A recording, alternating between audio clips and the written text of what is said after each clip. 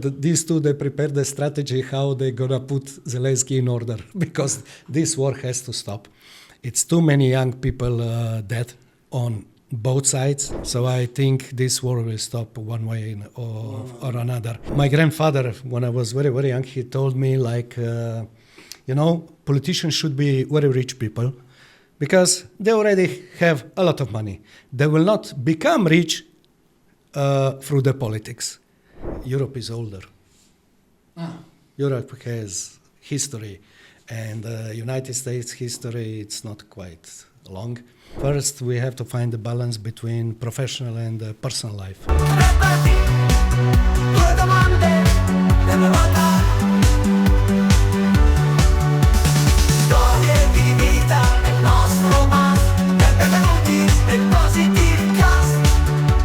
Cari amici, benvenuti al 97esimo episodio del Positive Cast. Oggi sarà un episodio particolare, il primo episodio in inglese qui al Positive Cast. So let's start to speak English. Today we will have a very, very important guest, a geopolitics professor for University of UN and University of Romania as well, but he will introduce himself. He is a geopolitical and strategist, and he has been in lots of conferences, so maybe if you research him online, you will find very, very much about him. He, from very few days, has been one of my closest friends, and for sure our relation will be even much closer. After all this hype, I will introduce you Dr. Bogdan Vukosavljevic. Thank you very much for very fine presentation of myself. Thank you for invitation. Thank you for being here. In your podcast. Present yourself so we give some context to our friends. Okay. My name is Bogdan Vukosavljevic. I am a professor of geopolitical studies. Actually, my background is also security and terrorism. I run two institutes. One is European Research Institute for Strategic Studies from Ljubljana, Slovenia. The second one is Institute for Geopolitical Studies at the University of Aurel Vlaicu from Arad, Romania. And I keep cathedra for Security and Terrorism Studies in the United Nations University in Belgrade. Nice. Well, for sure, after all this background, we will have a great conversation. So, guys, stay in and we see for the first part of the Positive Cast. Alla grande.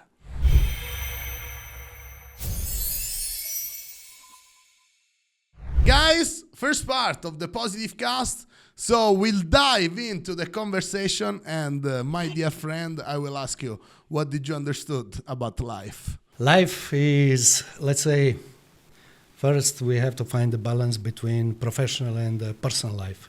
Okay. This is one of the basic things to you to be integral person and also to get your own principles, but still remain flexible for other things. So life is like we are going through the life with knowledge, experience, and of course our point of views. So at the end we make the conclusion. So not to be surprised at the end, it's good that we are aware of all these things while we are on the journey through our life. So this is my opinion about life. Well, you make a very centric point because you shrink all the most important thing about life, but of course, I think experience will and the point of view then will shape our values, which are one of the main important filter for all of our action. What do you think? Yeah, it is, and I would say also relations that comes out from these things, what you mentioned and what I mentioned, because through the life we build the relations with other people, with professional, private, and all the things, these things. But the point is to find this balance between all these things, so you can say at the end, okay, my life was happy or wasn't happy. And through this, we also make other people happy or not happy, depends. Depends on, but of course it's very hard to while we are in the process of life to understand the balance. So do you have some recipe in order to find out this balance? We have to like look more to ourselves, more look to the people around us. What is your opinion about it? I think that the most important thing is that you find your inner peace inside of you, but that inner peace has to be somehow in a balance with the outside world. Okay. You know, otherwise you come to the point that you think that everything is about you, but it's not. So, yeah, one of the things that it intrigues me a lot is when people think that other people always think about them. But at the end, no one is thinking about other people. Everybody is thinking about themselves. So it's at the end not that important doing things for the opinion of others. So we have to do things for our inner peace, but find this understanding and break this pattern. It's not that easy. It's very, very hard. it's very hard, and that's also important that we are surrounded with a good and nice people around us, because if you are influenced by bad society and like this, it will be very heavy, but still, like I said, we have to have our principles, and if we stick to this, it's okay.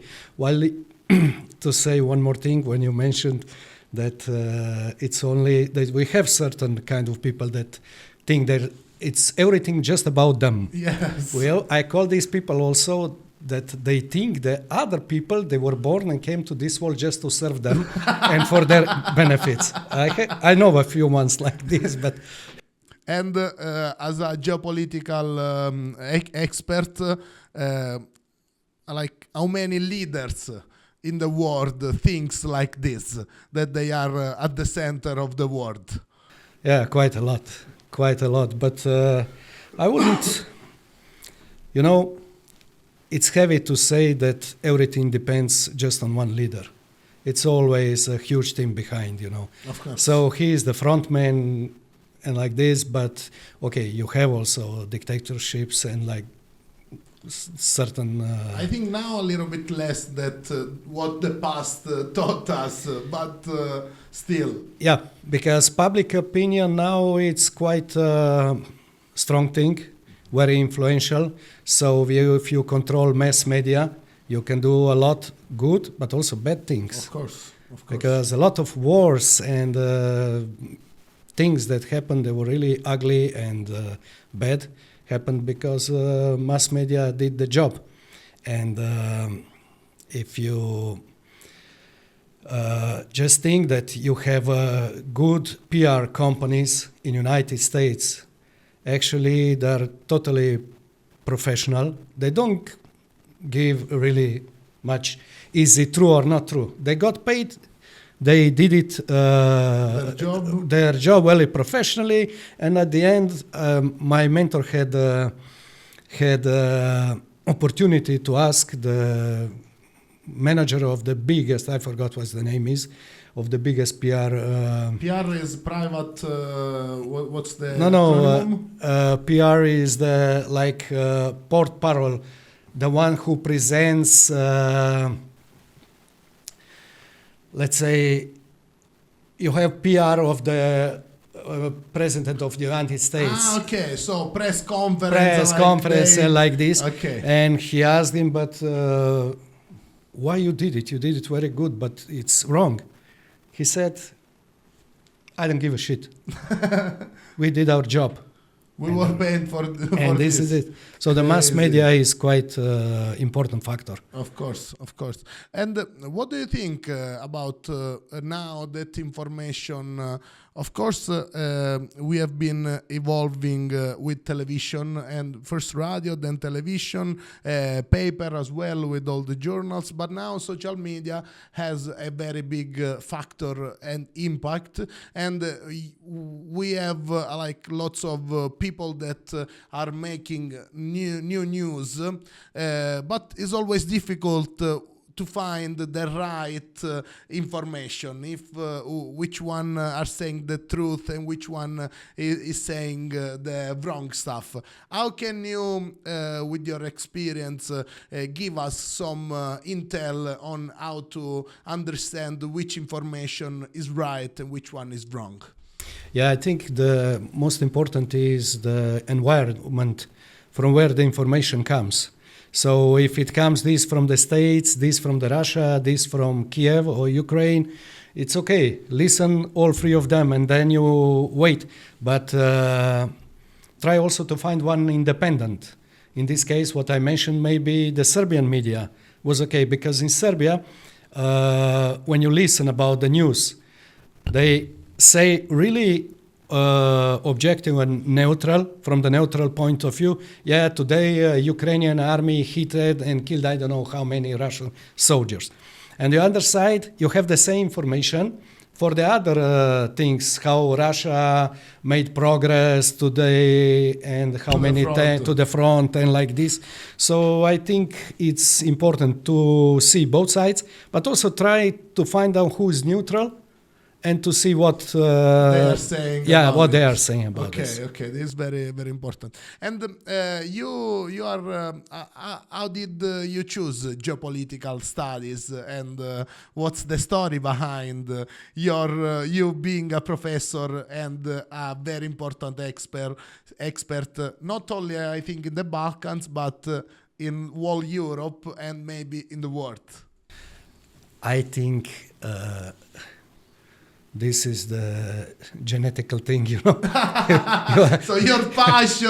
You are just born with this, like someone likes this music, this one like that music. Actually, my background is law, but later on I started to study security studies, terrorism. Also spent some time in Israel and made some studies there. But the thing is that in one moment it made click and I realized, this is what I really want to do till the end of my life. Okay. I want to be involved with this. And actually I had a great luck that my mentor on my doctoral studies was Professor Dr. Darko Tanaskovic, one of the greatest men in these crazy days, you know, who thinks with his own head, a very stable, very calm and very intelligent person. So this was the key point when I turned from mostly security and terrorism to geopolitics. Okay. But like, if you have to explain geopolitics, how can we explain? I think we can say that it is watching the world from above and not from inside. It's like a macro geography and politics view of the world, like watching the world from an airplane. Yeah, we don't really not need to go to airplane. Okay. Let's take the chessboard. Okay. Take the chessboard. You have these players, these figures, what stays on the chessboard, and this chessboard is the world. We're talking about the politics and geopolitics. And here you can see how the certain moves, especially from great powers and like this, are made. But the most important thing is also that we have to be aware of the fact how this big geopolitics changes and like this, what impact they have on ordinary people. This is the main point. And we are now living in historical times. The whole thing, whole order is revised. We are coming from monopolar to multipolar world, and the cards are shuffling. Yeah, shuffling. So we see what is going to come out. But it's important that Henry Kissinger said once in his diplomacy book that for the Americans they need to understand they need to have the balance. As the moment they're gonna come only superpower, we're gonna have the problem, and this is what happened. And now this is coming back, and I think this is going to settle down the things in global. So we will have more stable world order. Yeah. This means, and if we have to watch from powers in the world from the Second World War, which is our history time until now, which has been the biggest player in the world, and how they shift during time. Well, certainly, United States are still the number one. But now we have Russia, that is very close, if not already at the same level. Then we have China. Then we have India. Then we have, if you take it like from economical point of view, you have BRICS, that it's becoming more strong, or it is much stronger already now than European Union. So actually, Western world is becoming one small part of the world. Before it was just the Western world and all others. Now we have also certain other players, and I think it's good. Very fair. Because the concurrence is always healthy. Of course.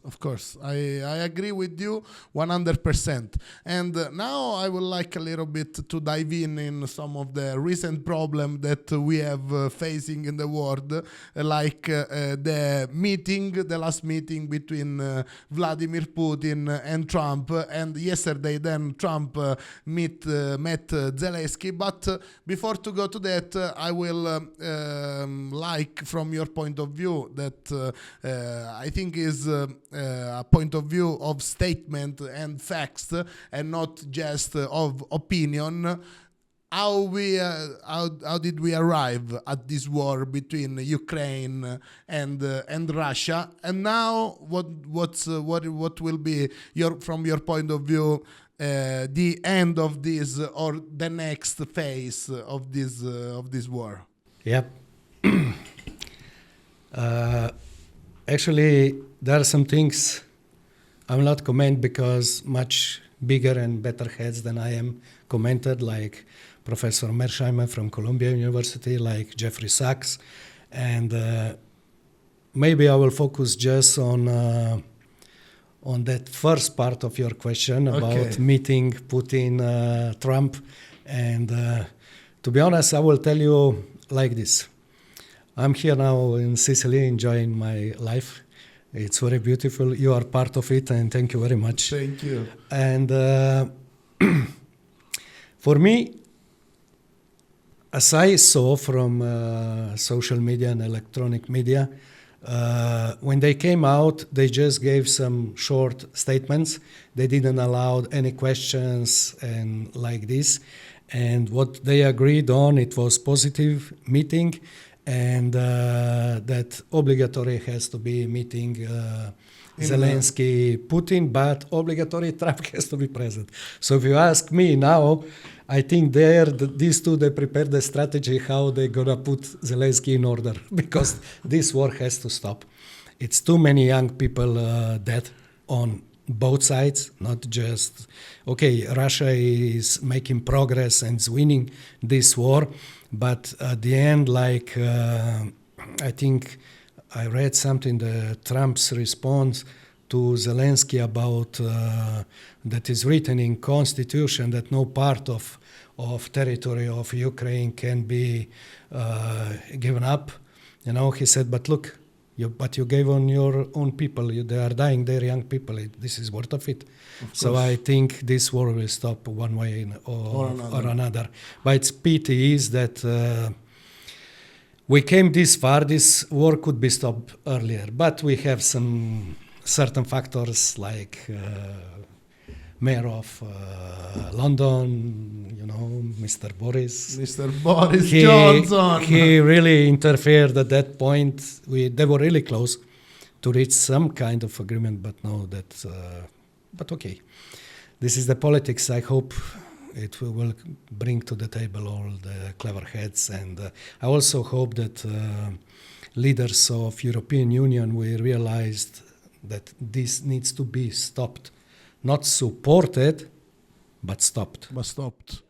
100%. And I, for real, I cannot understand how very few leaders are pushing far on this war, while all the public opinion is very far away of the idea of being in war. And now, if in the beginning Putin was seen as a oppressor, as a killer, now even there is a shift on this point of view, while very much news and independent information are coming along, and we understood that he is not an imperialist like the public opinion, the mass media was showing in the beginning, but now they are saying that he was like a sleeping dog, sleeping hound that was sleeping bear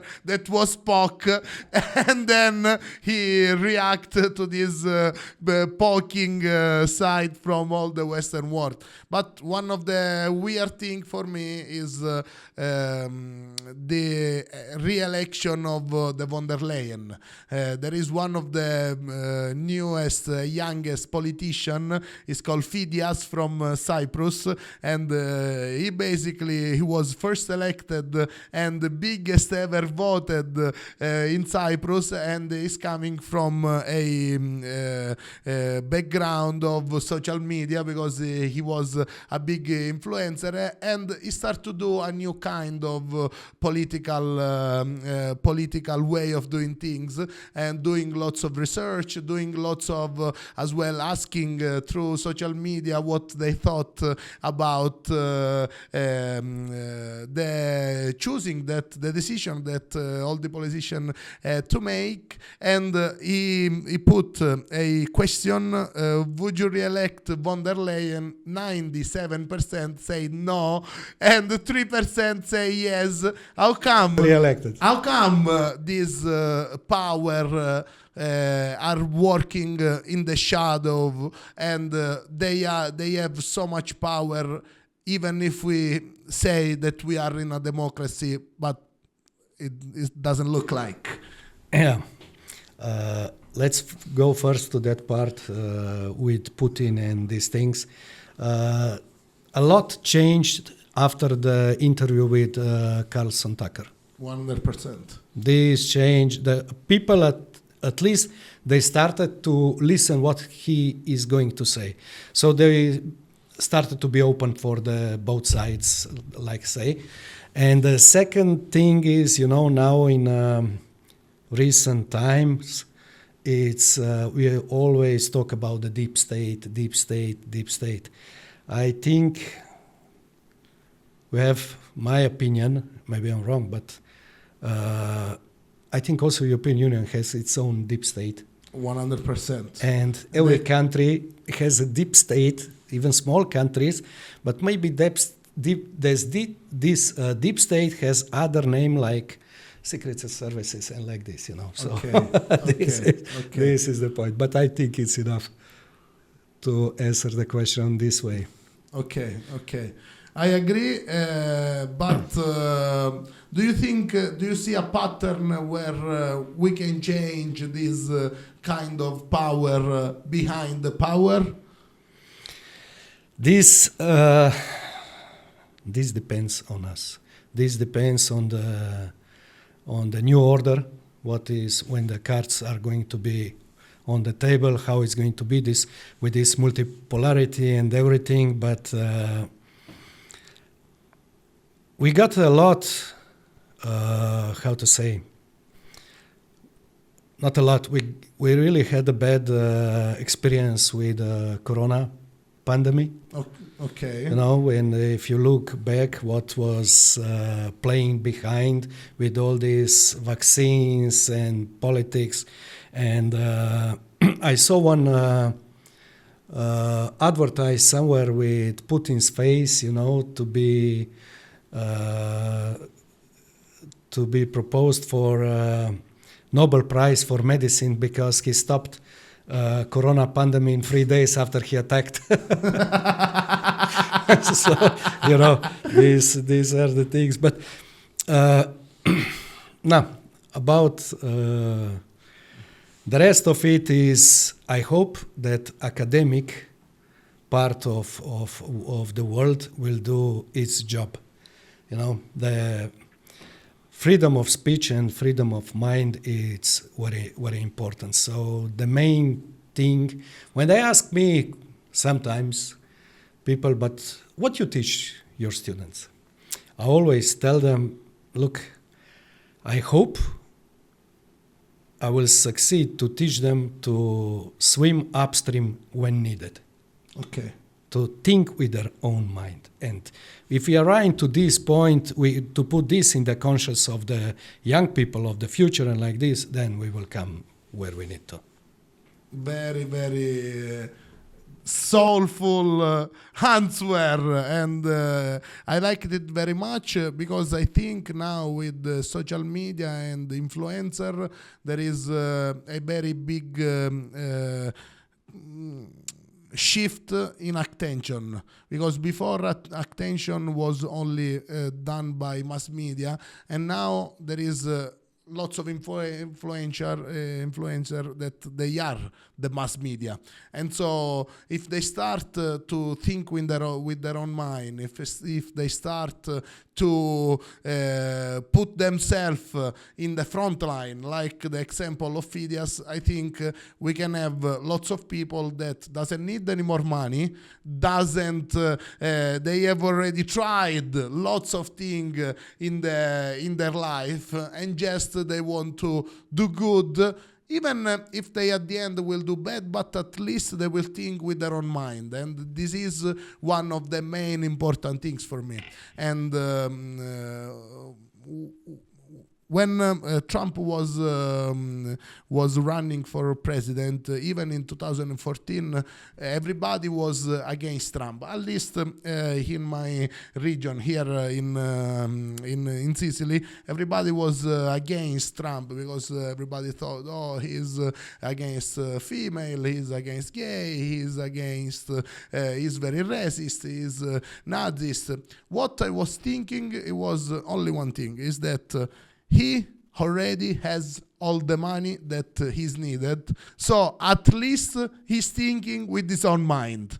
And this is one of the main important reason why he should have been and was the president of the United States, because we need in charge somebody that he cannot be bought.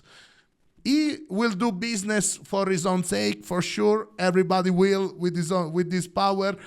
Who am I to say otherwise or to do otherwise in his place? But for sure, I will think with my mind and for the good of the world, at least on the bigger side of things. What do you think about this statement? Because everybody was against Trump, even the mass media was. I agree totally with you, couldn't more. My grandfather, when I was very, very young, he told me politicians should be very rich people, because they already have a lot of money. They will not become rich through the politics. And this, when you see what level of corruptions you have in some countries, this is what's happening. So people, they come to the position, they come this, but through this they start to be rich. It's totally different when you put rich people. I don't say just rich people have to be there, Of course. But you have a less threat that will happen this. And for the Trump, I was, let's say,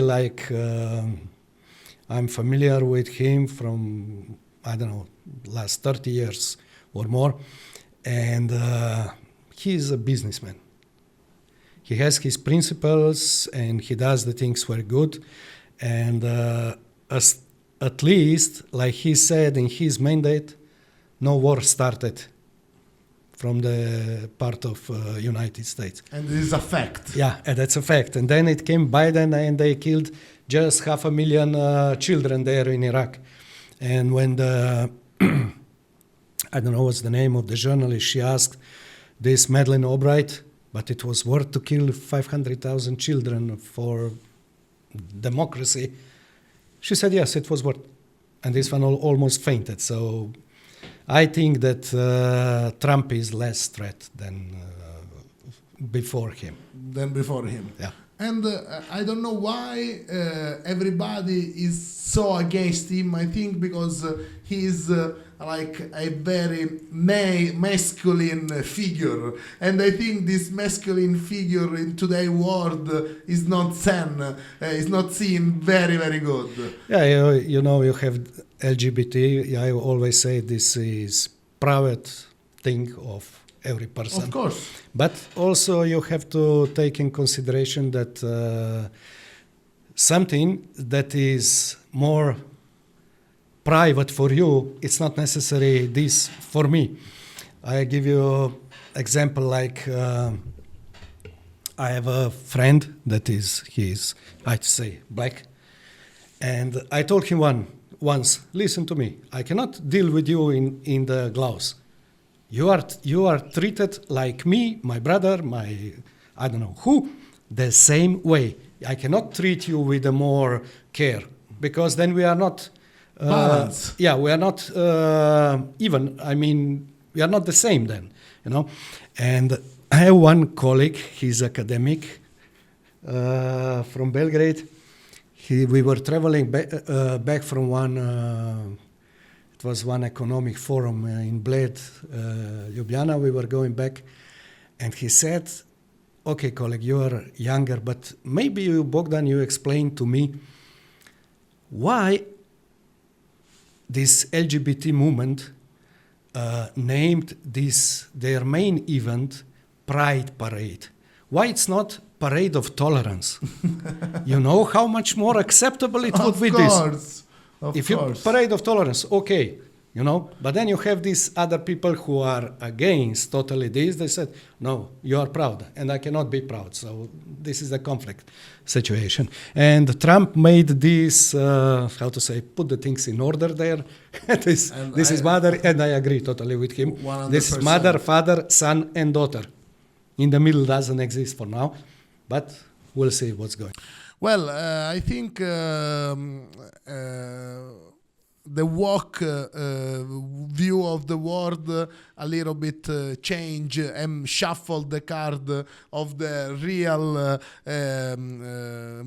means of the real behavior that the human species should have in order to go and live a long time in the world, because they started to change names to things.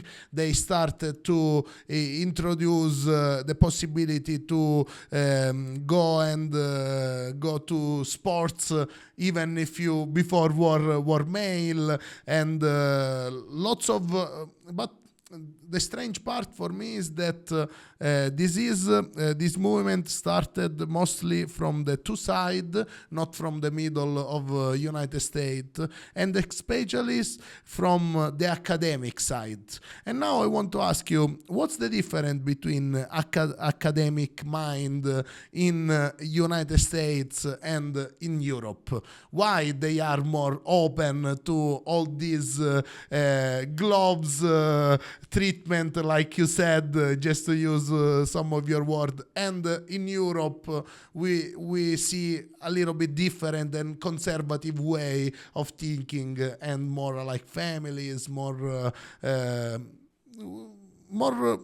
to me more aligned to the human species, let's put it this way. I think because Europe is older. Europe has history, and United States history, it's not quite long, you know, and it's different also, the approach, you know, because when you have a long history and something is, you know, when building was made good and was built in a long time, and a lot of history and work and mind and science were put it inside, has a stronger fundament, and this is very hard to change. When you have something that is quite new, when you are building something, you still can say, oh, but maybe let's change this way or another. So I think this is my... and also you have... church did a very big role.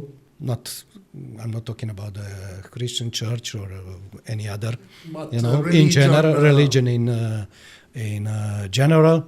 So when you just focus on that religion in Europe doesn't have so many different shapes like in the States. And in values mostly, because even if you are Orthodox, if you are Christian, or if you are Jews, or if you are Muslim, at the end, the values are all the same. Yeah, because we lived here with each other for centuries, and this is it. This is my point of view. Yeah. And I couldn't agree more with your answer, because at the end, America is a land made of very bad people that ran away from Europe, and when there slaughter lots of people, made lots of genocide and massacre, and they are just 400 years old. 500 if now we are approaching like to the mid 2020. I will comment this. I hope they changed. The same phenomena was in Australia. The convicts, they were sent there by the boats to not to have costs with them, But yeah, but in Australia, I think they evolved a little bit different because of Commonwealth, Commonwealth yes. country, yeah. Yeah, a little bit different, and I think they are not. They don't have this imperialism view of the world, so they are more welcoming. And I've never been to Australia, but everybody has talked me very, very well about it. It would be nice to hear what they say the Aborigines. Well. That's another true. story. But I think in one point of time, almost all the species of human have been threatened. Even in Sicilian, from the Turkish, have been threatened. There is a saying: "Who take a Turkish is his own," and this means when you do something in your own way, you use this saying. In Italian, it sounds a little bit different. In Sicilian, even more. And this was because all the pirates from they came in Sicily, and basically they rape women, they stole things, and so every once in a while some families took a Turkish pirate and they brought to his basement and they did whatever they want. So this is a cool story about this topic. About the Turks, it's, I'm coming from Serbia also. And in Serbia, we had quite a long and bad history with Turks. Few centuries, like with almost Ottomans. 6 with Ottomans. And no, but at the end, Serbia succeeded to be independent. It's country now, about this phenomena of first and second Yugoslavia. The first of the kingdom, Serbs, Croatians, and Slovenians. And after that, Socialistic Federative Republic of Yugoslavia, which unfortunately ended up in a bloody civil war in 90s. But, let's say, Turks are, on my opinion, now in a great expansion politically. Really? Yeah. The Neo-Ottomanism, my mentor wrote a very good book, and Erdoganism are really quite big things that are happening behind the scene. Okay. Especially on Balkan region, I'm talking. Yeah, but all the Turkish people that I've met, I have asked about Erdogan, and nobody has a good point of view about him. But outside in the world, Erdogan is seen like a very strong and good leader. Why do you think this is happening? I will tell you why. First, I think that he's the leader who made the middle class in Turkey. That's why he got, his background, he was like mayor of Istanbul. Yeah. And after that started his political career like president. And before that in Turkey, you hardly had a middle class. They were poor, power and rich and very poor people. So he made the middle class, gave him good credits, standard and everything, and that's why he became strong. But as a leader, he has a lot of capabilities. Leave aside what is the mainstream of his policy. Okay. But I'm talking like a leader, like you say someone, okay, maybe he's a bad man, but you cannot say he's a bad businessman. Okay. And he is a very capable leader, but maybe his biggest enemy is himself. Well, this sometimes it happens when there is a leader in charge for very long time, because if you don't want to go down at the end, even if you have been doing very lots of good stuff, at the end you will seen as a bad man. They had enough of you. This is it. And sometimes this happened as well in the families, when there is the father that want to say all the time how it's going, and then the son is coming up with new ideas but is putting aside, and then even if you did very very well in 80% of your life, then the 20% will shape the memory for the following people. I heard somewhere in one joke like happy funeral. No. Very, very nice. And now I would like to know the point of view of Giorgia Meloni outside of Italy, because like in Turkey, they have one opinion of Erdogan. Outside, there is another opinion. And I would like to know one opinion of a person that study these things for living. Yeah, Giorgia Meloni is going to be good.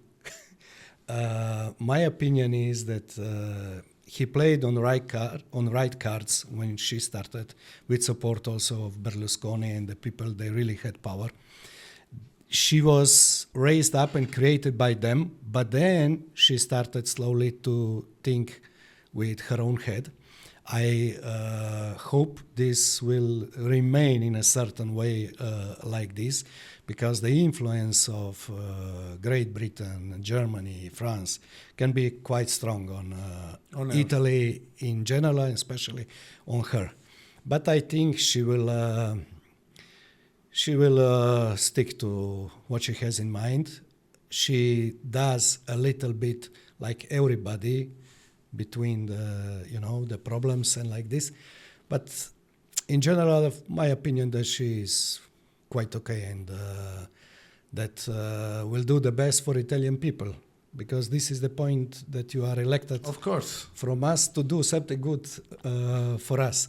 Now this big pressure it is for this Ukrainian-Russian problem, and if you ask me here, Europe will have to find, but I think Trump will help Europe to find a good solution. 100%, 100%, yeah. 100%. Because the point is, people, they have to live good and be happy. If you pay 4 or 5 times bigger price for gas and electricity, you make the people hard times, and they ask themselves why.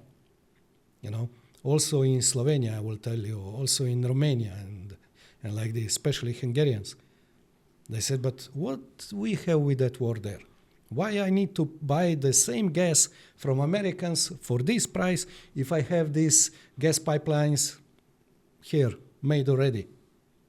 So at the end, this common sense of ordinary people will have to prevail and win. Win.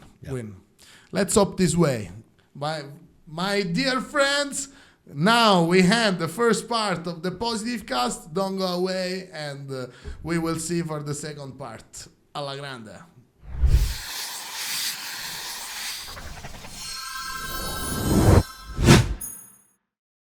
Dear friends, second part of the positive cast with Mr. Bogdan. Dear friend, I will ask you, who are your heroes?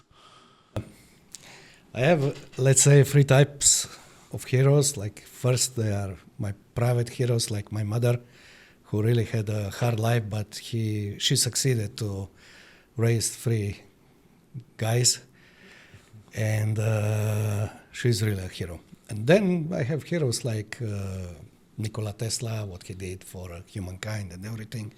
And at the end, I have these, the biggest heroes for me are these ordinary people. They are, like I say, the fundament, and they are capable to think with their own heads, to keep on their principles even in the hard times. As I said before, like I teach my students that when to swim upstream when needed. This is very, very important because I think, as we said, the critical thinking is one of the most important soft skill to learn.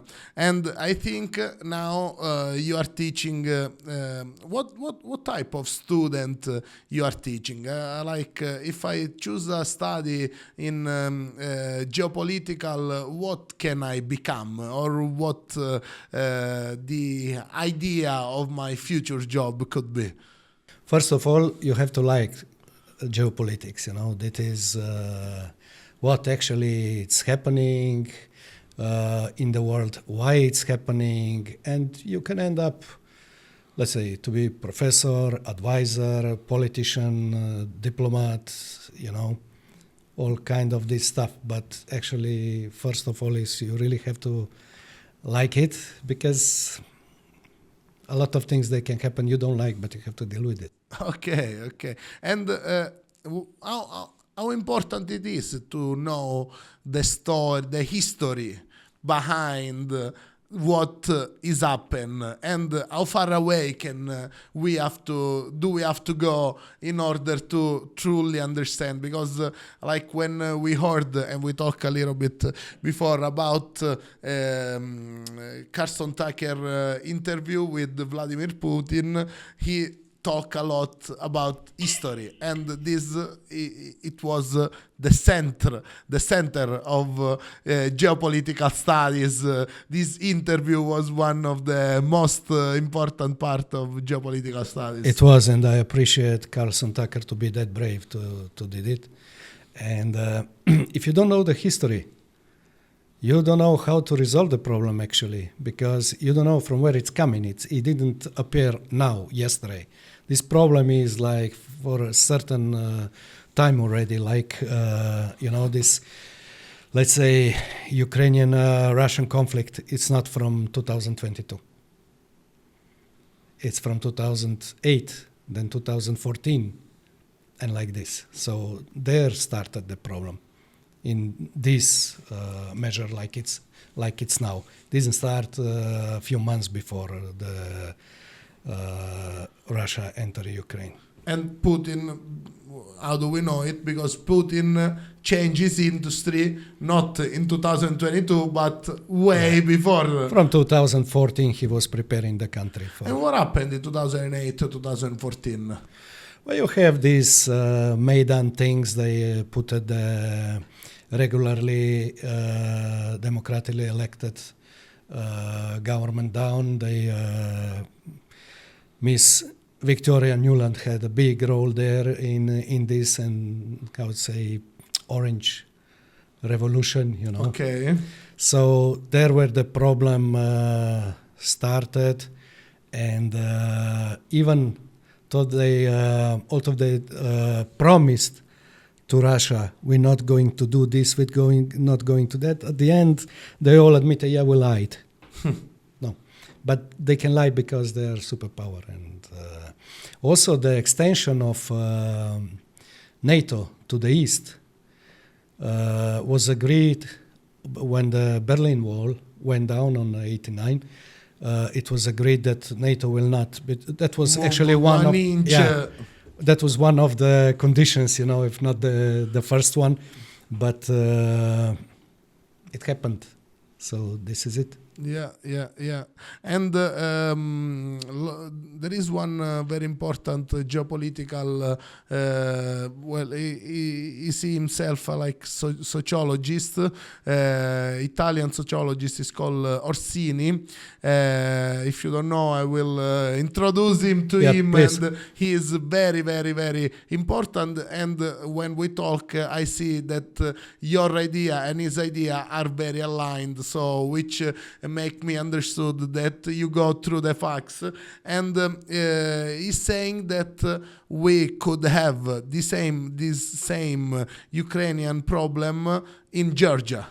Is it possible that in Georgia something like this can happen as well? Yeah, but in Georgia, I think now the certain things they moved in a correct way. And I think that experience in Ukraine will everybody put in the position not to happen, because that wouldn't be really something good now. Of course. And I think that now we have to understand how to behave better with this very big, important power, and how to relate with them with like more mature way, rather than poke the bear, as we said. And another big bear or another big panda could be China, that it could be poked by another small island, which is Taiwan, that is 100% under the control of United States. Do you think this could be another big problem over there, another Ukraine, or what's your point of view on this topic? Well, the Taiwan problem is a little bit more complex than Ukraine situation. And going back to history and Chinese mind setup, they consider Taiwan 100% the Chinese territory. On the other hand, you have the United States, which proclaim democracy and independence and territorial sovereignty. But also this can be subject of discussion, like, what happened when NATO attacked Serbia? No, what happened? But yeah, that the resolution 1944 claims that the Kosovo still is part of Serbian territory. Okay. But nobody really. Also Putin a few times said to the opponents, what now? When you attack Serbia and you pulled out half of the territory, what was that? Oh, this is not the same, So this is not the same. If you are big and superpower, you can afford to do all this. And actually, you don't hear the question. And what was there the power play of taking off half of the Serbian territory?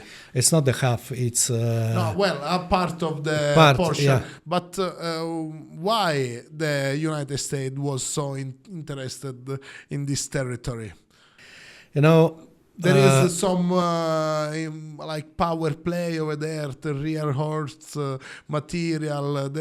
Is there something, or because Serbia didn't want to just obey like all the other states did? Yeah, let's start with the process of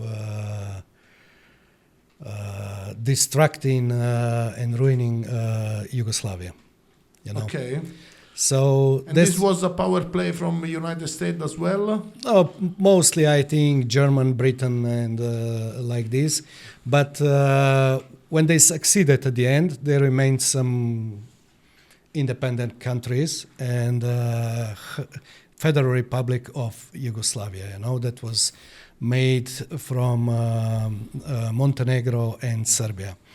Inside of Serbia, you have two autonomous regions. That is, one is Vojvodina and one is Kosovo. So at that point, they started some riots and like this in Serbia. And Kosovo a long time wanted independence. Even, that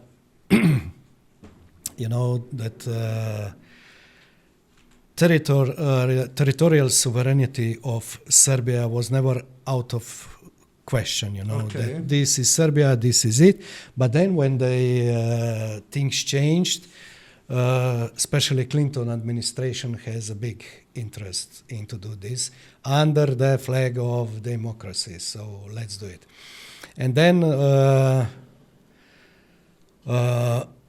on 99 in March, they attacked the NATO. 27 countries attacked 19 countries at that time attacked the Serbia with airplanes and like this, but they didn't go down to ground fighting, because at that time General Schwarzkopf, he said once, we don't go ground fighting with Serbs. It's like fighting a pit bull. It's no sense to do it. So they just bombarded. 78 days they were bombarding. 78 days of bombarding. They killed a lot of people And this, ruined the country quite a lot. and why this? To show them that, to show to Serbia that they cannot, what will happen if they will not obey. Because, at the negotiations and the talkings before this happened, they gave at Rambouillet, they gave to Serbia the conditions that they said no one would accept this high level of the conditions we put it. And the Serbs they say not, and they started to defend themselves. Yeah. Gosh. But it was really hard time, and And where were you in that period?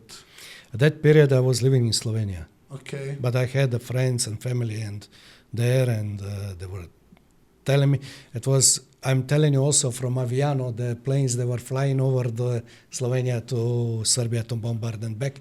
But you see, at that time, without permission of Security Council of United Nations, they did it. And no one say, it's against the international law. The same thing happened in Ukraine, but, Putin said, no, what you want now? The only politician at that time, he really raised his voice, was Gregor Gysi from the Socialist Party in the Bundestag. He said next day, but he was really mad at that time. You can still find this interview, maybe you listen to this. He said, we are not aware of what we did. We attacked a sovereign country without the permission of the Security Council of United Nations. We opened the Pandora's shrine. And from now on, everybody can do it. Just. Yes, because once you make one change, then why I cannot and you don't are passible of all the consequences that he was brought in the law. Then everybody can do wherever. Everybody, why you can do it if I cannot? And do you think that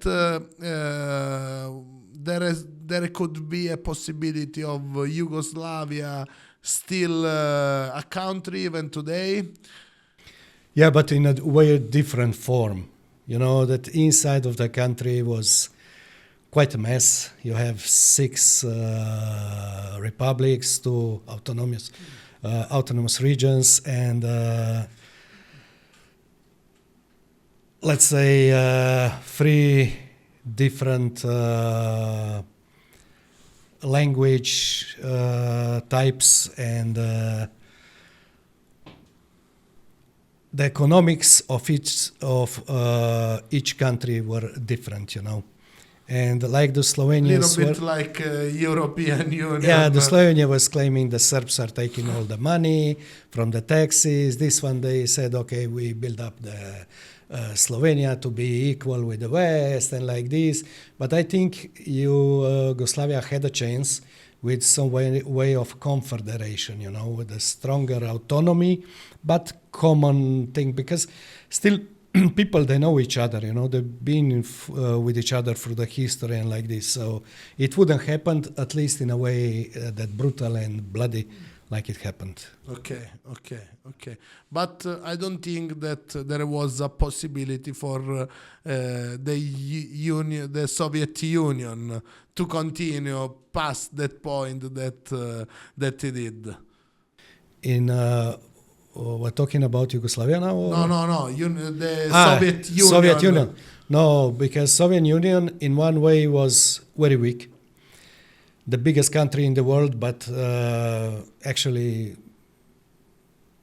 you have there the different nations, different kind of people and like this.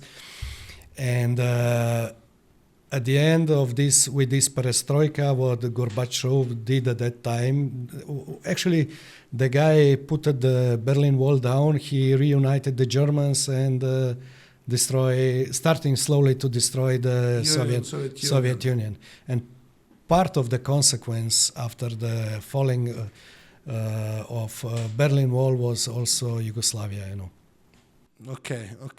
I have one host brother. He's from Poland, and I asked him, but do you have any tradition? Because he has been here, and in Sicily, as you know, we have lots of very big tradition, food, like partying together, religion, tradition. It's very, very, the folklore is very important. And I asked him, but you in Poland? And he told me not, because we were under the Soviet Union and the communists didn't allow us to have our own folklore. Is it true? Do you agree with this? Or I will tell like this. I don't know Poland so much, but if I if I compare with other countries like, let's say, Hungary, Romania, and like this, I don't say that they didn't have their own folklore. Okay. Because at that time I was also traveling through those countries, and I saw a lot of folklore. People that were also going to churches. Okay, I don't know. Maybe the communists were against, but they couldn't stop this. Of course. So you think Poland was already like not that strong, the folklore, but other countries like Romania, and they still own their own tradition. Well, like I see the history of Poland, as I told you, I don't know them really good. But I know them that they were a really strong kingdom, really strong armies they had, and a lot of wars. It's a big country. And I think they had this thing, but how they keep them or how they kept them, this part I don't know, because at that time but what I see in other countries, like I said, I saw that folklore, and I don't see why there it wouldn't be such a difference. But maybe could be because the Second World War was so heavy in that country, and it was because maybe the Second World War, it wasn't that heavy in Romania. It wasn't that heavy like in other side of. In Romania, for sure not, because also Romania and Hungary, they were allies with Hitler, and Poland wasn't. Yeah. Mr. Bogdan, thank you so much for this second part, and my dear friends, for this it ends the second part, and we will go for the third part of the Positive Cast. Alla grande.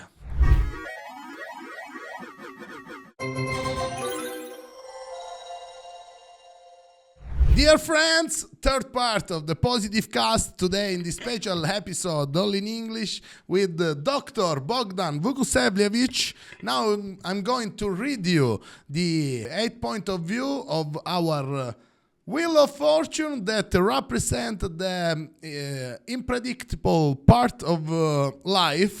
So the number one, we will have impact of AI. Number 2, role of culture. Number 3, Russian presence in Eastern Bloc countries after World War II. Number 4, role of England in international relations. Number 5, your view of Sicily. Number 6, Viktor Orban. Number 7, role of United Nations in the world. Number 8, why it's important to have the Institute for Geopolitical Studies. Go, my dear friend, spin the Wheel of Fortune.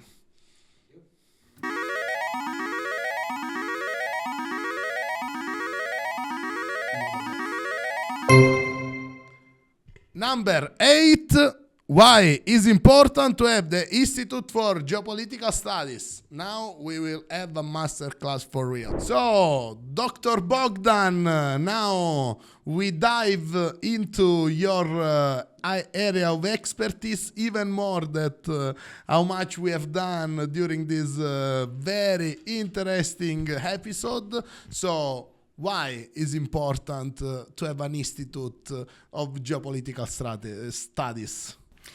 It's important from various points of view, but for me the basic is that in the Institute of Geopolitical Studies you gather there the best what the country has, but also wider.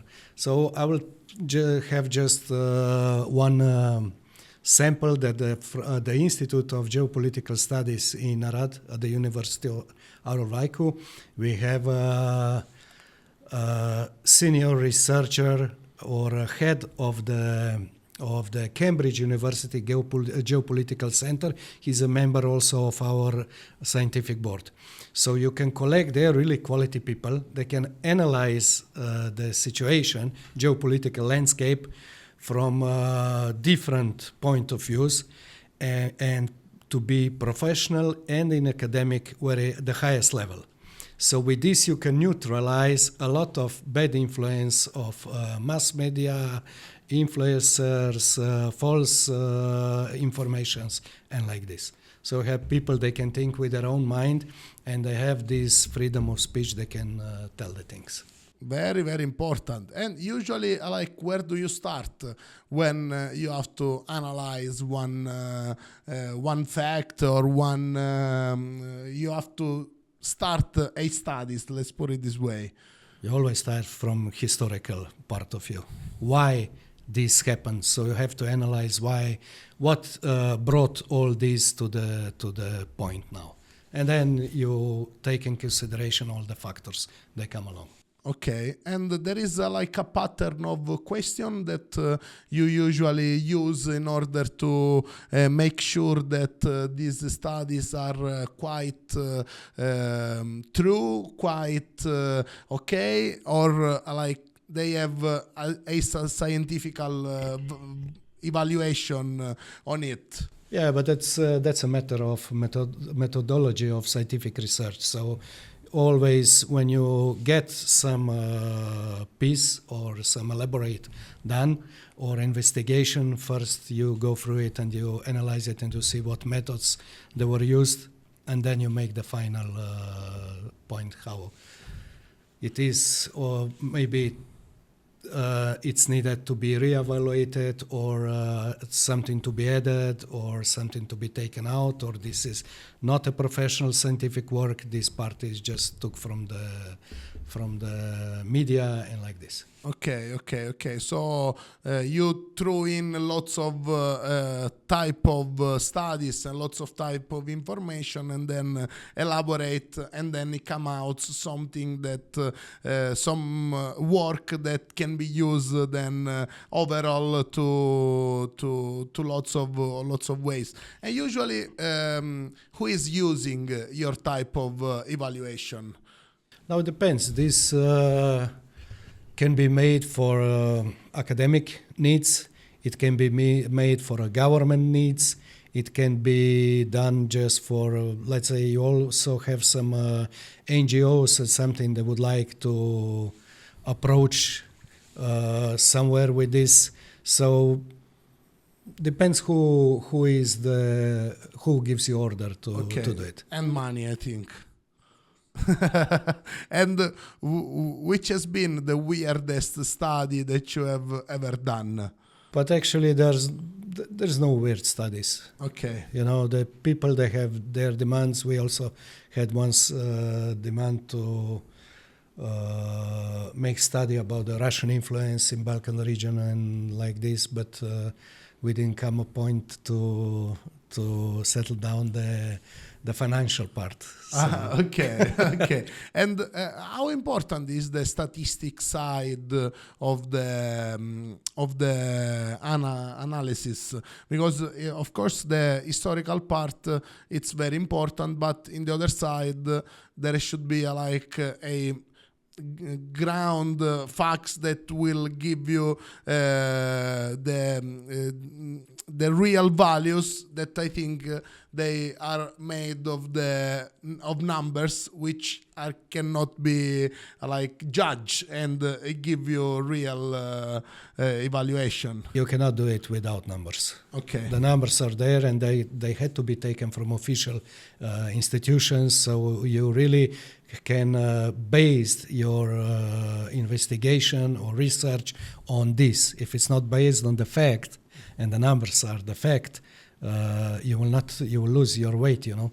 Okay. So, but as well, now we have to add another type of importance on the studies, which is the taking all the information. How hard it is to find the information and how hard it is to find the right place where to take the information. I don't think this is so hard to find because, you know, in every institute you have senior and junior researchers. So you give to junior, please give me from the statistics officials, I don't know how many minority that year, I mean how many members of this national minority was in the country this year and during the period, let's say, for 10 years. You give this one senior researcher, you give other kind of work who was actually, let's speak about the political leaders of that national minority from these parts and like this. So it's important that in institute you have a scientific board and you have the advisory board. Okay. So these boards usually collaborate very good together. Okay, and there are some places where you take the information that have more evaluation, like some kind of how to say website where you know that this is true, that this number are taking in count in a very good way, or you just go and scraping the internet to find these numbers? No. You have official sites of the states, especially about the numbers. You take those ones because now if you take in consideration what false informations you can find, like two similar paper with one false, one original, you always take for a serious research, you take the official ones. Okay, so it's always important to go to a state. The source must be 100% sure and legal. Okay. Because this, at the end, is the foundation of the research. Well, I agree very much. And how many times at the end the government then take in count these studies to understand how things really works, and what's the impact of the political side of for a decision? Not many times, but usually these research or analyses are made to justify some decisions. Okay. So you can do a research that at the end it will go and how to say give true to your opinion. But if you make another question and the same research you do with another aim, they can go to another path of research. Everybody use it then when they can, you know. Okay. I agree. Now I will change one topic that comes in my mind right now, and it wasn't in the Wheel of Fortune, and now we are going to closing up of the talk, but we didn't talk at all about the role of the Arabic side, like Dubai, Abu Dhabi, Qatar, Saudi Arabia.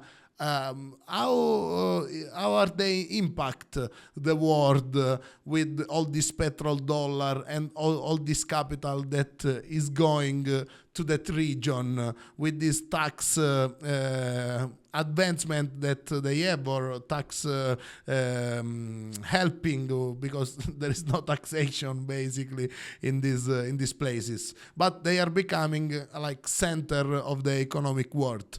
How are they impacting all the geopolitical strategies around?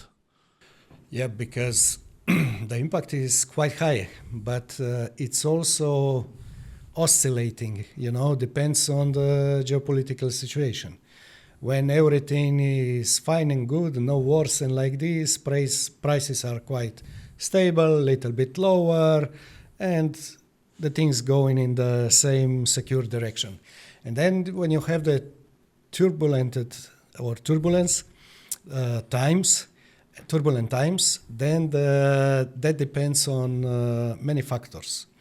So the biggest factors on this on that region is that actually the center of the how to say black gold crude oil energy is there, so they can in some way control the prices.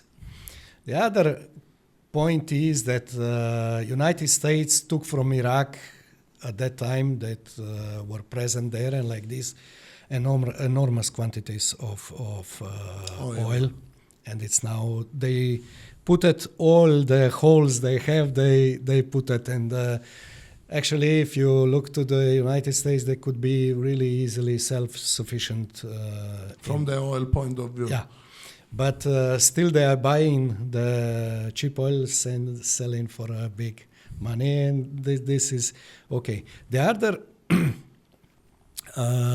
point is the political constellation in the region. You know, you have Russian presence, then a little bit from Arabic part is Persian influence. There's Iran that is always in a conflict with Israel, and this Middle East can also influence very much on this.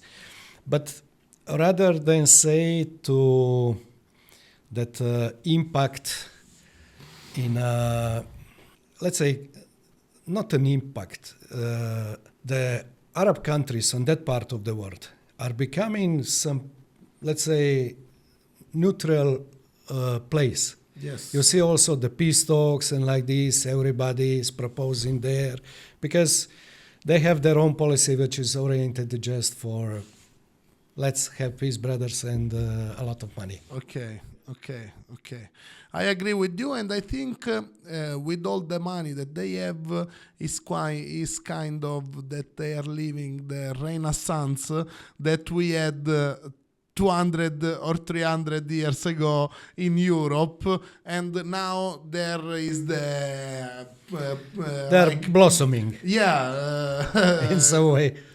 It's becoming the center for artistic people. They are paying lots of architects. There is lots of movement on reinvesting this, not only like to make money, but to make artistic stuff that will stay for centuries, like the new Colosseum, I don't know, or the new Paris Tower Eiffel. Do you think it's like this? But because like the Arabic part is just a little bit behind the European like evolution, or what is going on in this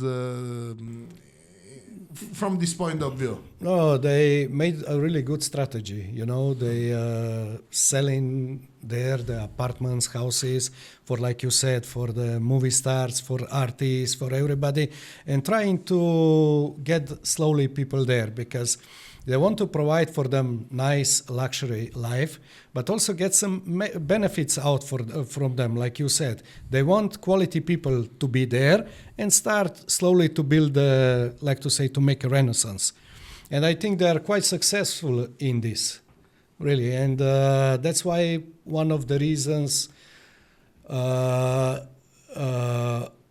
they didn't so interfere in Gaza problem, not to enter in now in this, but you saw, because they want to keep this like it is. We will talk about Gaza later. Okay.